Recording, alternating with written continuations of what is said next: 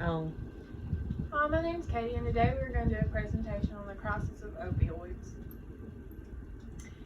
We'll be talking about national opioid crisis, how it became a major crisis, the impacts opioids have on healthcare, the effects of opioid crisis, technology that's used for the opioid crisis, drug abuse, and how to control your pain without using opioids.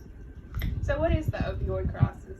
The national opioid crisis is a result of opioids and the result leading to addiction, overdoses, and costing healthcare lots of money. 2018 data shows 128 people die in the U.S. from overdosing on opioids. This affects public health as well as social and economic welfare. Total economic burden of prescription opioid abuse alone in the U.S. is $78.5 billion a year. How did this happen? In the 1990s, it was assured to medical communities and providers that patients would not become addicted to opioids when they was prescribed for pain. This led to a widespread diversion of opioids being distributed to be used for pain control. The opioid medication, to come to find out, is a highly addictive medication. This resulted to overdoses, drug abuse, and death. Some facts about this is 1.7 million people died in the U.S. suffered from substance use disorders related to opioid prescriptions. About 21 to 29% of patients prescribed opioids for chronic pain misery. Between 8 to 12% developed an opioid disorder. Estimated 4 to 6% who misused prescription opioids then transitioned to heroin. About 80% of people who use heroin first misuse opioids. Healthcare crisis. Increases in opioid misuse relates to overdoses.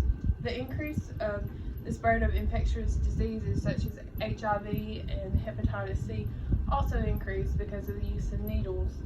Opioids misuse rises the incidence of neonatal opioid withdrawal syndrome, which is when a mother uses drug abuse and the baby experiences withdrawal from her while she's pregnant. What are we doing about the opioids?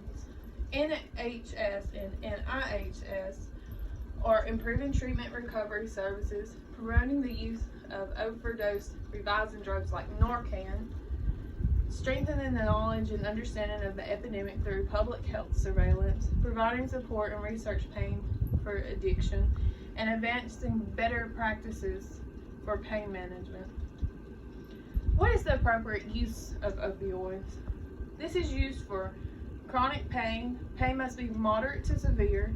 Pain must be manageable by non-invasive. Pain must not be manageable by non-invasive ways. Opioids are used as a comprehensive way with others to help pain become more manageable and also allow one to become functional.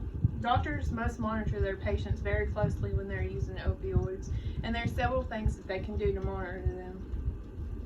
One thing is to use technology. Technology allows the doctor to look up prescriptions of patients, and therefore they can see if they're already on opioids. It also allows doctors to see if a patient has a pain contract with another provider before they just write a prescription for opioids. Technology can also be used to help understand how opioids can be used and how opioids should not be used. You can use technology to help patients with their pain control. What is drug abuse?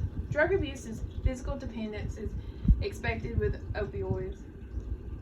When abruptly stopping opioids, you can actually experience withdrawal symptoms which will occur within the 12 hours. If opioid is being abused, a drug tolerance can also happen. Opioid-induced hyperplasia occurs when one becomes very sensitive to painful events and that would not normally affect them. This is from the use of long-term of opioids. So what do we mean when we say that? That's like when something that wouldn't hurt you that bad would be very extremely painful to them because they're used to having such a high pain tolerance with the opioids. What is the signs and symptoms of withdrawals? You have an elevated heart rate, elevated blood pressure, anxiety, pupil dilation, nausea, diarrhea, and you're very jittery. So how do we treat pain without opioids? You can use non-invasive ways. You can use heating pads, ice, music therapy, cognitive therapy, exercise, and you can also use support groups. If there's any questions and references.